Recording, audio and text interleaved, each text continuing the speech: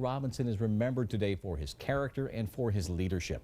To the edge of this new century, from a time of segregation and inequality, with an unwavering message of discipline and pride. Eddie Robinson, as far as black Americans are concerned, he is, if you will, the Vince Lombardi of coaches. I hope you read the papers this morning. Did nobody pick you? Eddie Robinson is about as admired as any coach that ever coached the game of football. You look to Eddie Robinson for judgment and guidance. He was a leader and someone that held the respect and the esteem of people everywhere. Born in Jackson, Louisiana in 1919 to the son of a sharecropper, Robinson played quarterback at Leland College. In 1941, he was hired by the Louisiana Negro Normal and Industrial Institute, which would later become Grambling State. Besides football, Robinson at one time or another coached basketball, baseball, and the women's drill team. He did things that these modern coaches with big staffs and all kinds of facilities never did. It was almost like a marriage. Grambling needed him. They met just at the right time. And when they met, they both grew. Eddie Robinson got the players who would have been going to LSU and Alabama and Georgia. Those guys went to play at Grambling because they couldn't play at those white schools. Robinson sent more than 100 players to the NFL, beginning with Tank Younger to the Los Angeles Rams in 1949. Four others, Willie Davis, Charlie Joyner, Willie Brown, and Buck Buchanan, are enshrined in the Pro Football Hall of Fame. And in 1988, Redskins quarterback Doug Williams was named Super Bowl MVP, an honor unthinkable when Robinson began his own long walk to glory. Coach Robinson was absolutely determined and committed that you would play the game fundamentally sound. Let's not let the game get away and say what could have happened. He could take you out of the backwoods of Louisiana, and pretty soon he had you living up to some expectations of you can have a career in this game. But if professional football was not in a player's future, he was likely made of the right stuff for having played under Robinson. Some 80% of his players graduated. He was someone who molded men, someone who was a pioneer, someone who was a teacher as much as a football coach. Let's get him, man. Let's get him. Let's get him. Let's get him. Eddie really took time to learn about the individual, to care for the person. And once you got to know him, you didn't want to disappoint Coach Rob, because he was like a surrogate father to so many guys. It was at the absolute right place for me to go because I had a father figure and a coach all in one in Eddie at a time in my life when I truly needed that. On October 5th, 1985, Robinson surpassed Bear Bryant's collegiate record with his 324th victory. After retiring from coaching in 1997 with 408 wins and 17 Southwestern Athletic Conference championships, Robinson remained closely entwined with the school he put on the college football map.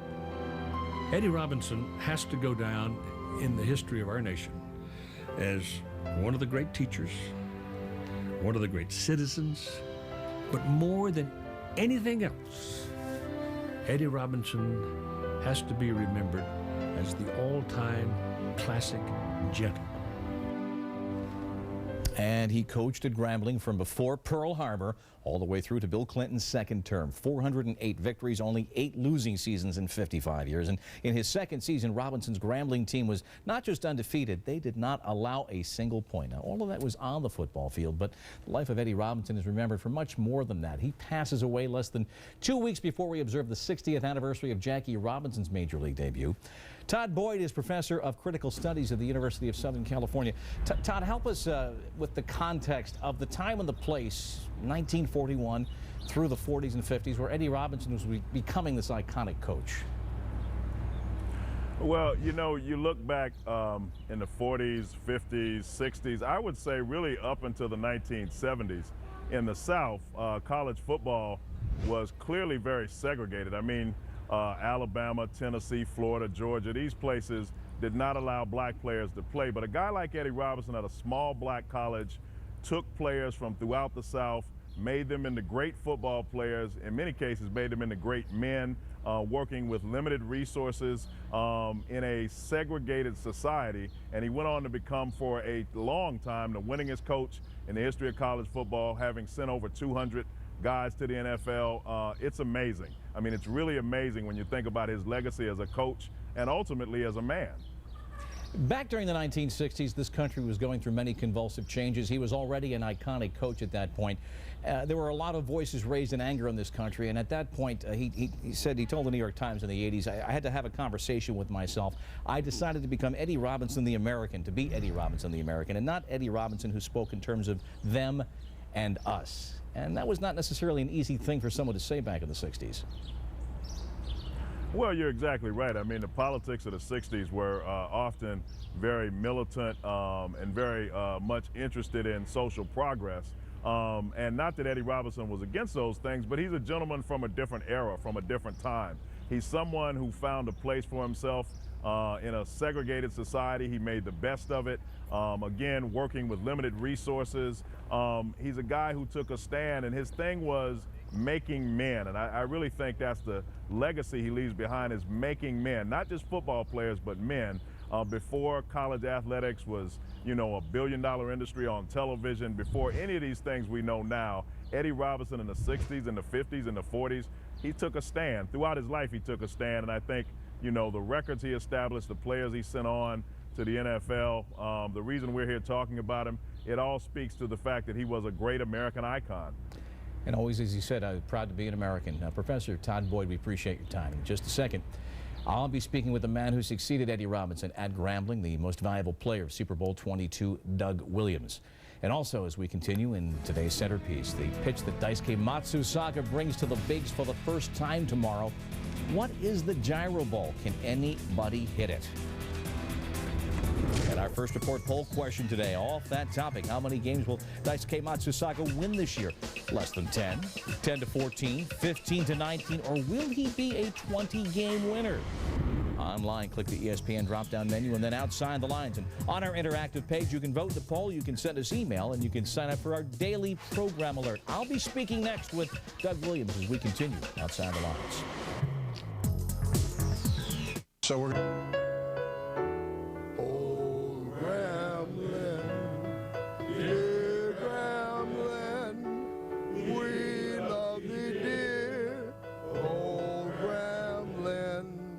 Since 41, it's been Grambling,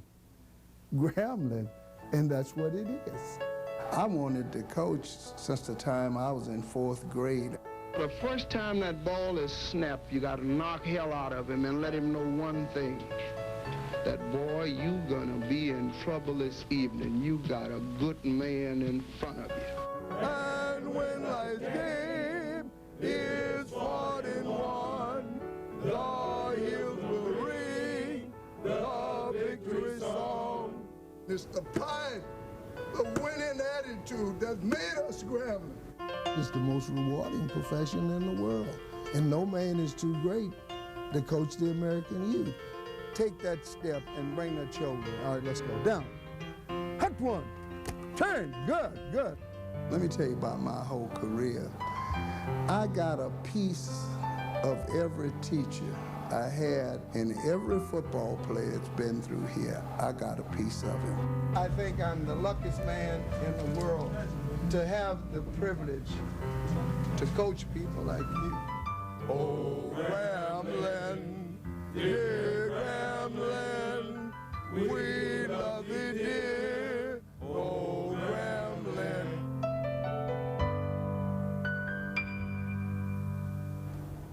Among the more than 200 Grambling players whom Eddie Robinson sent on to the National Football League, Doug Williams, who succeeded him as the head coach at his alma mater, of course, the Super Bowl MVP. I saw you listening to that piece and reacting to it, and when Coach says he has a piece of all of his former players, what piece does he have of you? I think he has the piece of me being able to accomplish everything that I was able to do in the National Football League. He gave me that opportunity. He took time with me. He made sure fundamentally that I was sound and able to go and compete. So that's the piece that he has. Why was he so successful? Over 400 victories, 50-plus years. What made him a successful coach? Well, first of all, I think he was bigger than a coach, Bob. You know, coach didn't look at it from the X's and the O's and the fundamentals on the football field, but he did look at it from the fundamentals of real life and going out in America and understanding that there's no excuses. Just because you was a black young man, there was no excuse for you not being able to survive, being able to be successful, and do the things that you was capable of doing. He made sure we understood that. Was that the most important thing he imparted to you?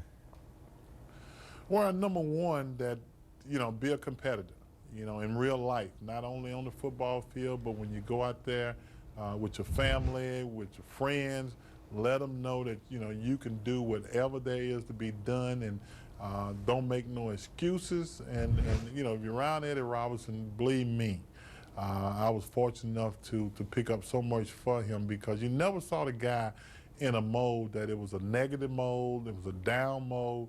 He just believed whatever that was to get done, he was going to get it done, and it kind of rubs off on you, and I think that's what happened to me. Was there a moment during your career that in the last 24 hours you look back on and said, you know, that was the moment when it clicked for me, when I got it from Coach? Well, you know what, I think I look back to 1977. We was in Tokyo, Japan, and we was playing Temple. And we came back and we won that game 35-32. And that was the same week that had the Heisman Trophy voted. And I finished 4th in the Heisman Trophy, and I didn't get an opportunity to be invited to the dinner. And we was in the room, in the dressing room after the game, and he made everybody be quiet. And he got up and he told the whole team, he said, I don't care what anybody say in America, the Heisman Trophy winner is in our room, and that's Doug Williams. And I thought, for me, that was the highest compliment that can ever come from Eddie Robinson. He, of course, had 200-plus players. You're among them that moved on to professional football from the Grambling program. But since he passed, we hear so many people talking about the legacy of just what he imparted to Grambling men across the board. When Grambling guys gather to talk about the coach, what do they talk about? I think, number one, you know, you talk about the 200 guys who had an opportunity to go to the National Football League is one thing, but the guys that play with those 200 guys have the same extended family. You know, they might not have an opportunity to play in the National Football League, but you can believe one thing, they was part of whatever we did who got an opportunity. Those guys had the same belief that we had, because they had the same teaching and mentoring that we got from Eddie Robinson. I think that was the bottom line. They might not can run as fast, throw as far, catch the football like a lot of us was able to do, but at the same time, they knew how to survive, how to be American, and how to treat people. We appreciate it very much, Doug, and our condolences on the loss of your coach. Thanks, Bob. And next, our centerpiece, the pitch that Daisuke has brought from the East. He will be unveiling it tomorrow afternoon in his Major League debut, the mystery of the gyro ball. Mr. King said to Don Newcombe, you know, I really have to thank you and Jackie and Roy Campanella for doing what you did, because you set up the minds of people for change. My job was made so much easier by you guys. And Don Newcombe said, can you imagine that? Wow. Martin Luther King saying that. You made my job easier? Yeah. You had one story in the book where Hank Aaron, as a kid, wanted to be a pilot or a baseball player, and his father told him, well, there ain't any black pilots or baseball players, and then they saw Jackie Robinson speak. Why don't you tell us about that? Hank was a young boy at the time, and he was sitting on a porch outside of Mobile, Alabama, in his home, and a plane flew overhead, and he said, you know, Dad, I'm going to be a pilot when I grow up. Mm-hmm. And his dad said, ain't no colored pilots. Right. And he said, well, then I'll be a ball player. And his dad said, ain't no colored ball players in the major leagues. Right. And later on, Jackie Robinson and the Brooklyn Dodgers came to Mobile in 1948 to play an exhibition game. Henry Aaron cut school to go see Jackie when Jackie was in town, and he saw him outside of a drugstore. He just stood there with his mouth open. He couldn't talk. But later, he and his dad went to the exhibition game, and Henry said after that game, his dad never again said, "You can't." Wow. He had been given permission to dream by Jackie Robinson. That's a huge impact. Now, Al, we're talking about Hank Aaron. Of course, your name very synonymous to Hank Aaron because you're the pitcher of record that gave up home run number 715 when he broke Babe Ruth's record of 714.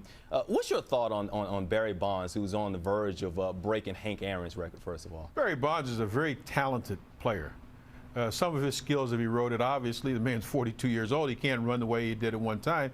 But there was a time, maybe 10 years ago, where Barry was the most talented player in the major leagues. Right now, Barry is one of the 5 most talented hitters in the major leagues, and he's not being given credit for that. And that comes with experience. And one of the things we've experienced in life and in Major League Baseball is that as we get older, we have the facilities now. Number one, you have the money whereby you can work out all year long. You can maintain your level of strength and of health, and so your reflexes. Whereas players like earlier, Mays and Aaron, fellas like that, their reflexes were gone because they didn't have the benefit of weight training. They didn't have the dietetic training that they have today. So Barry, to me, is a phenomenon. Barry's a very intelligent man, and when you talk to him, you'll find that out. But number one, he knows what he has to do in order to break that record, and that seems to be his goal.